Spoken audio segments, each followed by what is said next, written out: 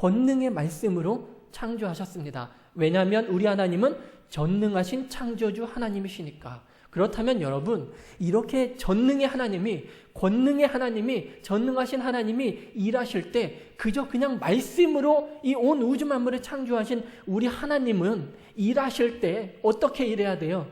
좀 권능 있게, 좀 터프하게 이렇게 일해야 되지 않겠어요? 이렇게 막 세심하고 소심하게 이렇게 막 이 사사로운 것까지 이렇게 개입해가면서 우리 하나님이 굳이 그렇게 일하실 필요가 있을까요?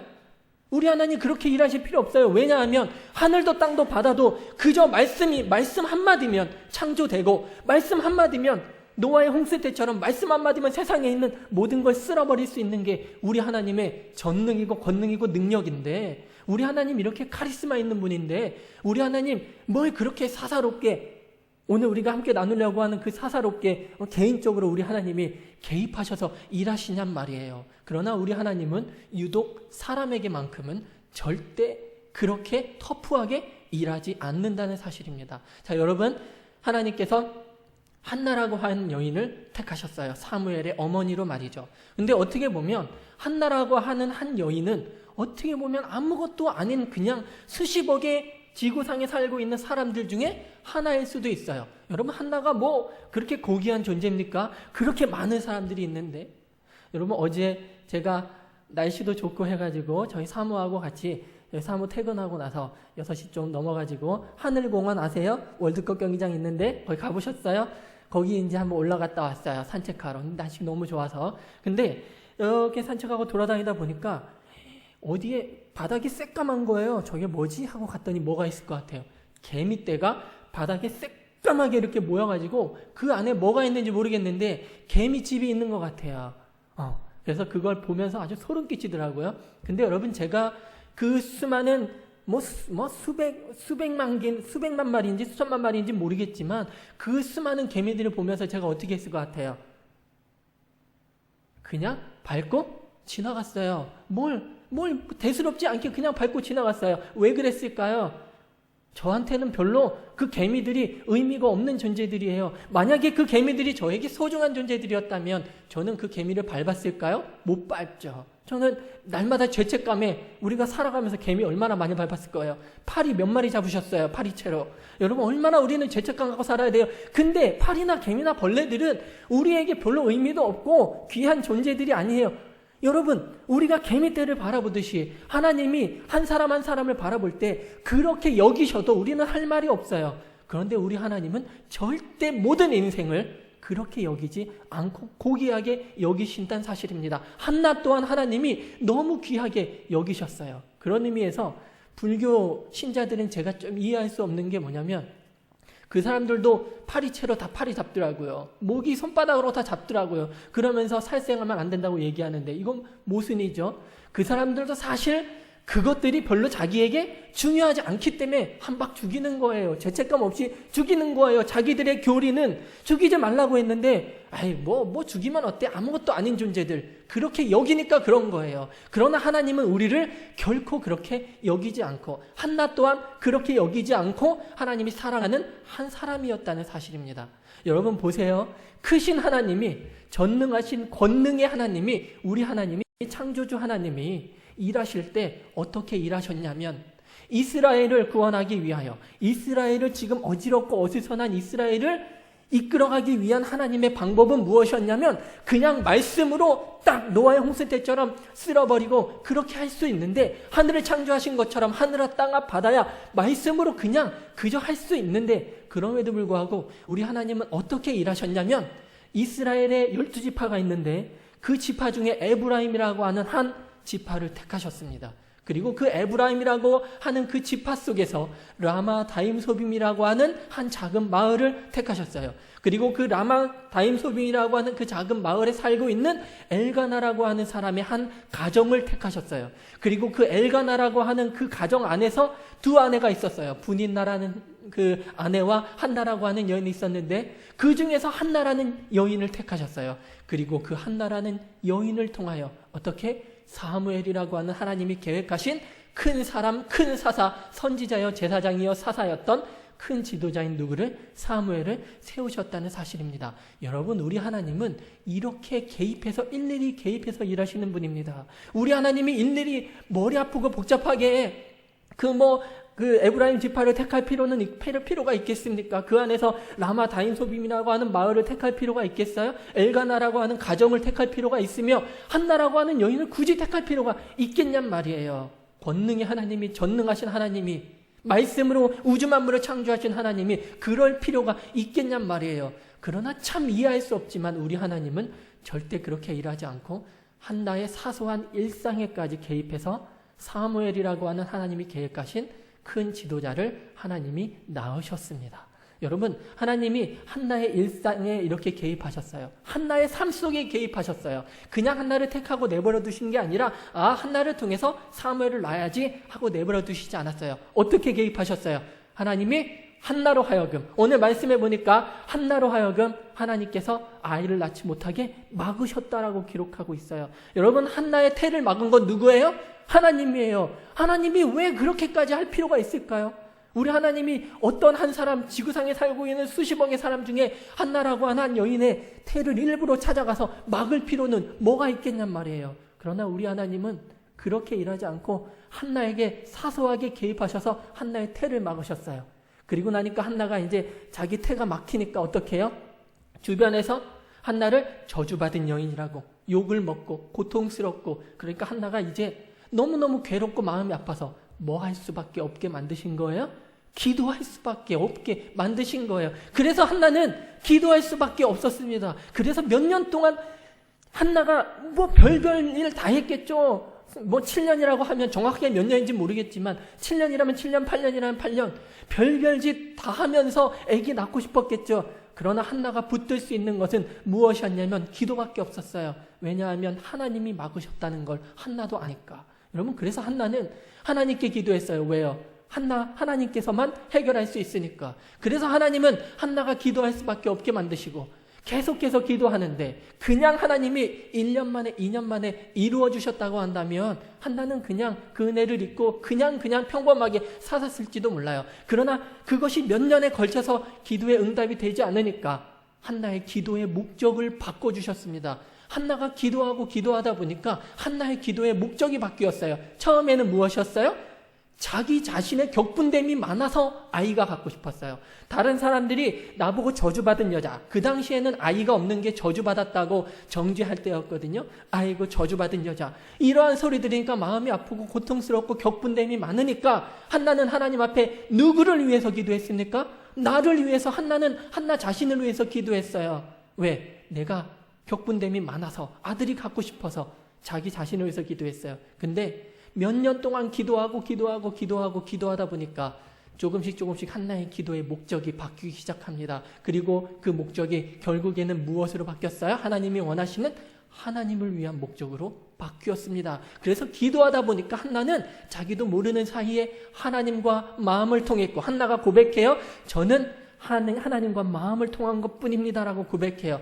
기도하다 보니까 하나님과 마음을 통하게 되고, 그러니까 하나님과 마음을 통하니까 하나님의 뜻을 알게 되고, 그래서 하나님이 원하시는 대로 그 귀하게 얻은 아들 사무엘을 하나님께 드리겠습니다라고 하는 서원의 기도를 비로소 하게 되었고, 하나님께서는 하나님의 계획과 한나의 계획이 딱 맞아떨어지는 그 순간 하나님은 지체하지 않고 한나의 기도에 응답하셨다는 사실입니다. 여러분, 우리 하나님은 이렇게 일하십니다.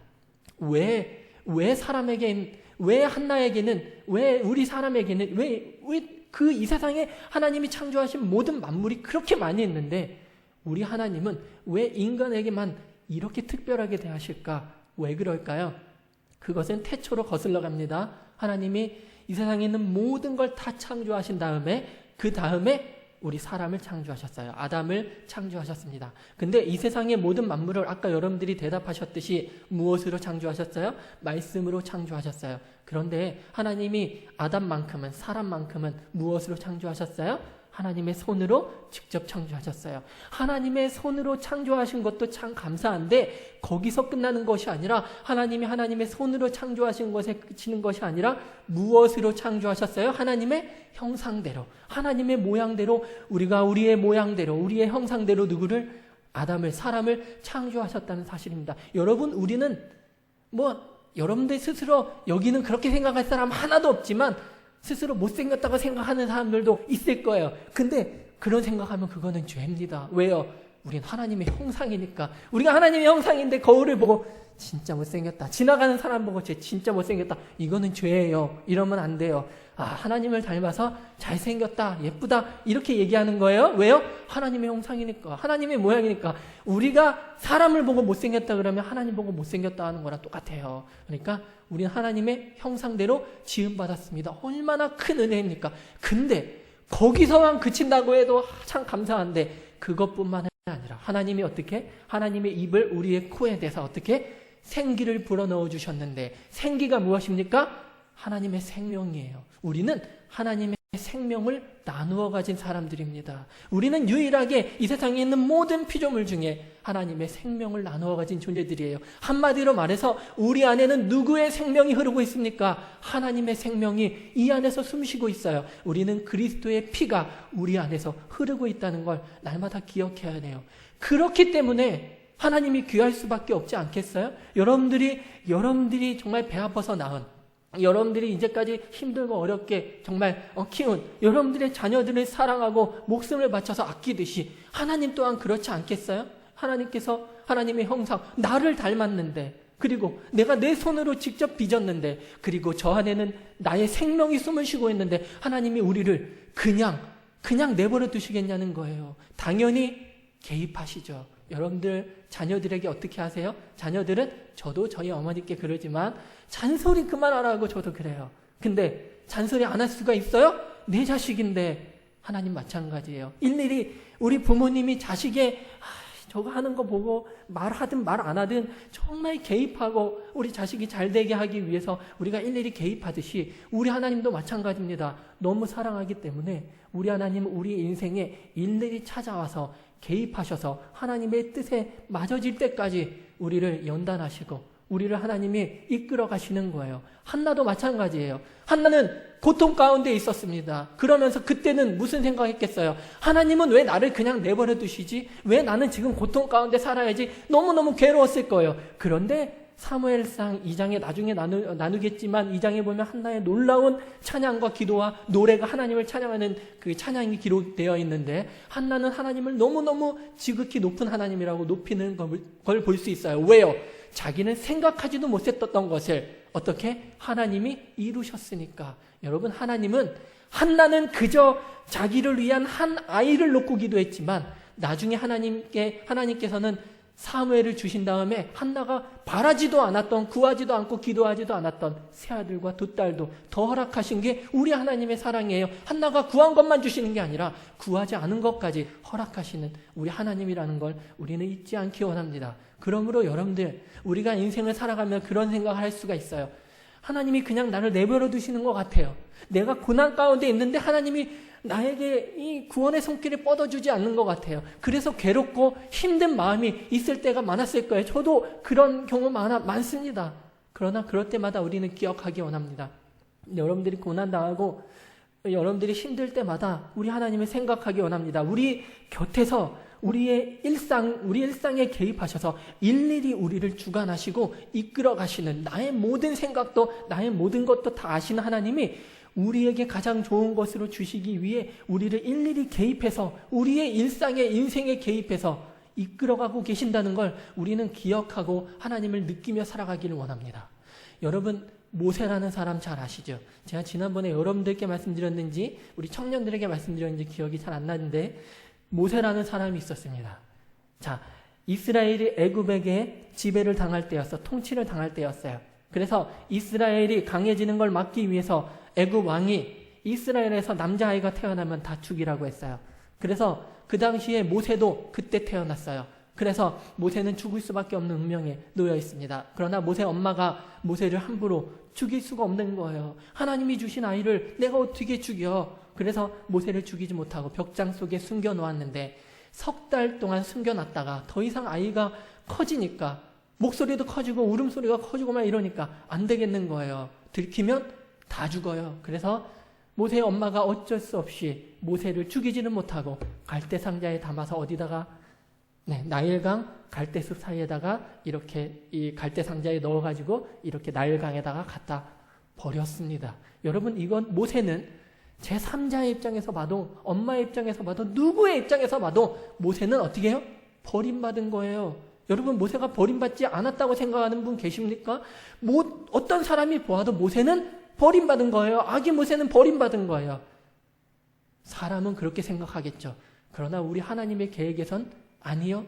우리 하나님의 계획에서는 모세는 버림받은 것이 아니라 그것이 하나님의 계획대로 모세는 이끌림받고 있었다는 사실입니다. 나중에 보니까 하나님께서 그래서 예비하신 대로, 하나님이 계획하신 대로 모세는 나일강에 버려지고, 나일강에 마침 누가? 애굽의 공주가 목욕하러 갈 수 있도록 하나님이 그 마음을 움직여서 애굽의 공주가 목욕하러 갔어요. 그리고 갈대상자를 발견했고 그 안에 있는 모세를 발견하여 애굽의 공주가 자기의 양자로 삼았어요. 그래서 모세는 죽지 않고 살아서 어른이 되어서 하나님께서 이 사명을 주시고 출애굽시키는, 이스라엘 백성들을 출애굽시키는 큰 사람으로 하나님이 세우셨다는 사실입니다. 그 당시에는 모세는 누구든지 다 버림받았다고 생각했지만 하나님의 계획 안에서는 버림받은 것이 아니라 하나님이 사소하게 개입해서 그렇게 일하셨다는 사실입니다. 우리가 아브라함이라고 하는 사람, 한 사람만 더 만나고 말씀을 마치도록 하겠습니다. 지난주에도 말씀드렸지만 지난주하고 좀 다른 말씀이에요. 창세기 22장 하면 이제 여러분들이 딱 나올 것 같아요. 자, 하나님이 아들 이삭을 하나님께 번제로 드리라고 했어요. 그래서 아브라함이 아침에 일찍 일어나서 이삭을 데리고, 그리고 두 종을 데리고, 이삭과 종들을 데리고 모리아 땅의 한 산, 하나님이 나에게 번제로 이삭을 드려라라고 말씀하셨던 그 산으로 가요. 그래서 데리고 갑니다. 언제 출발했어요? 아침 일찍 출발했어요. 여러분, 순종은 빠르면 빠를수록 좋은 겁니다. 왜냐하면 믿음이 있어야 순종을 할 수 있기 때문에. 여러분, 순종은 빠르면 빠를수록 좋아요. 우리가 하나님 앞에 좀 순종할 거면 기왕 순종을 해야 되는데 빠르게 순종하기 원합니다. 아브라함은 아침 일찍 일어나서 이삭을 데리고 두 종들을 데리고 모리아 땅의 한 산으로 출발합니다. 여러분, 가는 동안 아브라함의 마음이 어땠을까요? 좋았을까요? 기분이 좋았을까요? 너무 막막하고 괴롭죠. 그래서 가다가 제3일째 되던 날, 자, 우리 함께 창세기 22장 4절 우리 함께 봅니다. 제3일에 아브라함이 눈을 들어 그곳을 멀리 바라본지라.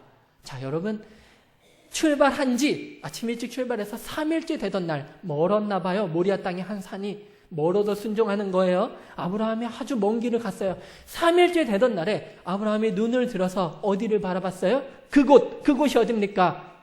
내 아들 이삭이 죽어야 될, 번제로 드려져야 될 모리아 땅의 한 산이었습니다. 아브라함이 하나님이 말씀하신 그 산을 멀리 바라보았습니다. 자, 아브라함이, 여러분들 먼 산 바라본다고 하죠? 먼 산 바라보면서 깊은 생각에 잠기죠? 과거에 있었던 일도 생각하고 여러 가지 생각할 거예요.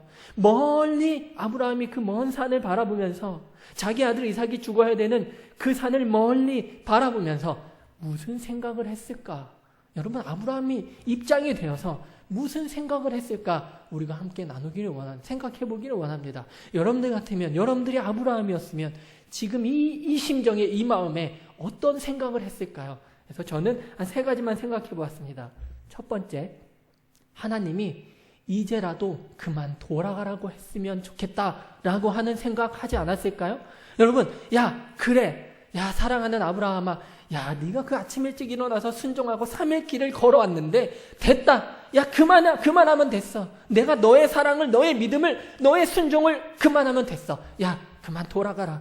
하나님이 나에게 가다 보면 그만 돌아가라고 했으면 좋겠는데 그만 돌아가라는 말을 안 하는 거예요. 아브라함은 마음속으로 그런 생각하지 않았을까요? 돌아가라, 이런 생각?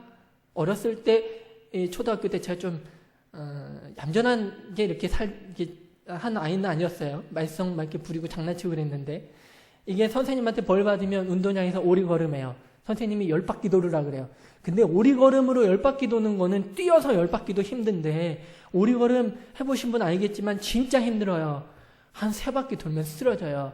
그러면 하면서 무슨 생각 들겠어요? 선생님이 저기서 걸어올 때 무슨 생각 하겠어요? 선생님이 와서 그만 좀 하라 그랬으면 좋겠다. 야, 그만하면 됐으니까 그만해라. 다음부터 그러지 마. 이랬으면 좋겠다 생각했어요. 아브라함이 지금 그런 심정이 아닐까요? 너무너무 그 산이 가까워지면 가까워질수록 마음이 더 괴롭고 힘들지 않았을까요? 하나님이 이만큼만 하고 이만하면 됐으니까 가라, 돌아가라.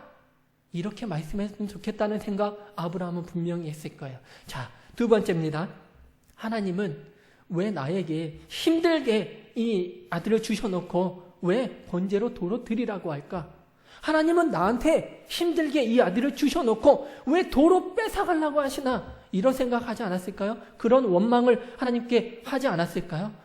하나님께 직접 대고 하나님 왜 뺏어가시려고 합니까? 라고 원망했다면 순종도 안 했겠지만 아브라함도 사람이고 아브라함도 그 자기 아내를 누이라고 속였던 인간인데 아브라함이 그런 마음이 들지 않았겠어요? 그러나 하나님은 아브라함한테 야 그만하고 돌아가 이런 소리 절대 안 하십니다. 아브라함이 얼마나 속으로 하나님이 원망스러웠을까요? 주셔놓고 뺏어가는 하나님 이러면서 얼마나 괴로웠을까요? 자, 세 번째입니다. 무엇보다 이것이 공감 갈 거예요. 아브라함은 믿음으로 살고 있는 내가 믿음으로 살고 있는 나한테 왜 이러실까? 이런 생각.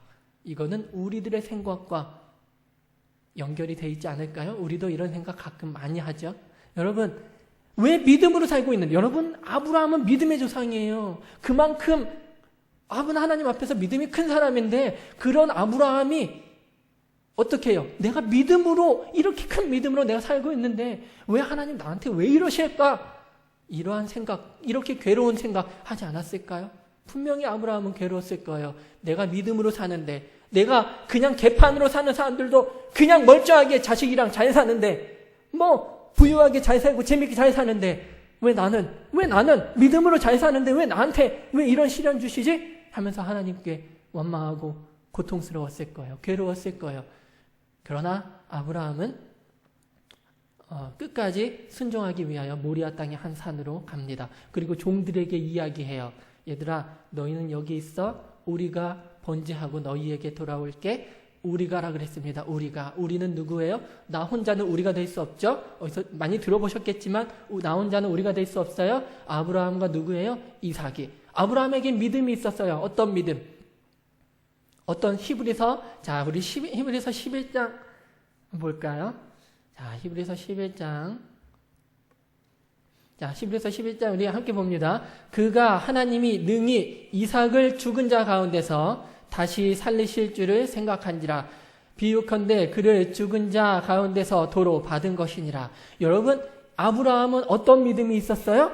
내가 이삭을 번제로 순종해서 드리고 나면 이삭을 다시 하나님이 살려줄 거라는 믿음이 있었습니다. 그래서 아브라함은 믿음이 있었기 때문에 순종했어요. 그런데 중요한 건 뭐예요? 여러분 아브라함의 믿음대로 하나님이 아브라함이 이삭을 번제로 드리고 난 다음에 다시 살려주셨어요? 아니죠. 처음부터 하나님은 털끝 하나 건들지도 않았어요. 그저 무엇만 보시고 순종만 보시고 사랑과 믿음만 보시고. 여러분들께 묻습니다. 여러분 아브라함이 생각한 대로 이삭이 번제로 드리려고 칼로 이삭을 막 여기저기 찔러가지고 죽였어요. 그리고 번제로 드렸어요.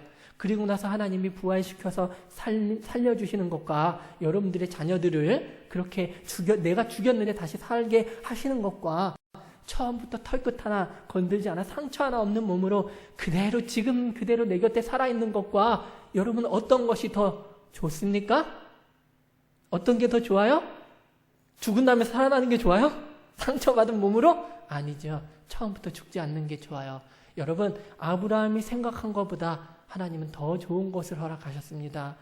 여러분 예수님도 죽고 나서 다시 살아나셨을 때 옆구리에 구멍 나셨어요. 손과 발에 못자국 나셨어요. 머리에 면류관 쓰셔가지고 상처 다 나고 여기 머리에 기스 다 나셨어요. 이삭이 만약에 죽었다 부활했다면 상처받고 그런 몸으로 다시 부활할 텐데 여러분 그러나 아브라함 믿음보다 아브라함이 생각한 것보다 하나님은 더 좋은 것으로 아브라함에 허락했다는 사실입니다. 이 일을 통하여 아브라함은 복의 근원이 되었고 하나님께서 아브라함에게 넘치도록 큰 은혜를 주셨다는 사실입니다. 여러분 이제 말씀을 정리합니다. 오늘 우리는 한나라고 하는 사람의 아무것도 아닌 어떻게 보면 별것도 아닌 사람같이 보이고 이 세상에 사는 수많은 사람 중에 한 명이었던 한나. 그러나 우리 하나님이 이 한나라고 하는 여인을 통해서 일하실 때 그저 이 세상을 창조할 때처럼 권능의 말씀으로 그냥 그렇게 카리스마 있게 터프하게 그렇게 일하신 게 아니라 정말 사사롭게 소소한 일상에까지 개입해서 한나를 통하여 하나님께서 일하시는 우리 하나님을 만났습니다. 여러분, 모세에게 하나님이 개입하시면서 모세를 이스라엘을 구원하기 위한 사람으로 만들기 위해서 처음에는 버림받은 줄 알았지만 하나님이 사소하게 개입하셔서 애굽의 공주를, 그리고 애굽의 공주 마음속에 양자로 내가 쟤를 키워야 되겠다는 마음도 주시고 정말 여러 가지로 이 사사롭게 하나님께서 우리의 인생의 일상에 개입해서 일하신 하나님입니다. 아브라함에게도 마찬가지예요. 그 당시 아브라함이 괴롭고 고통스러웠지만 하나님은 정말 어떻게 보면 조금 이상할 수 있겠지만 하나님은 그 사랑을 확인하기 위한 방법으로 정말 사사롭게 아브라함의 일상에 개입해서 아브라함의 행동 하나하나를 보시는 우리 하나님이십니다. 우리 하나님은 우리에게 그렇게 사사롭게 일하시는 하나님입니다. 우리가 인생을 살아가면서 고통스럽고 좀 힘든 일이 있더라도 하나님이 나에게 정말 좋은 것을 주시기 위한 하나님의 개입, 하나님의 참견이라고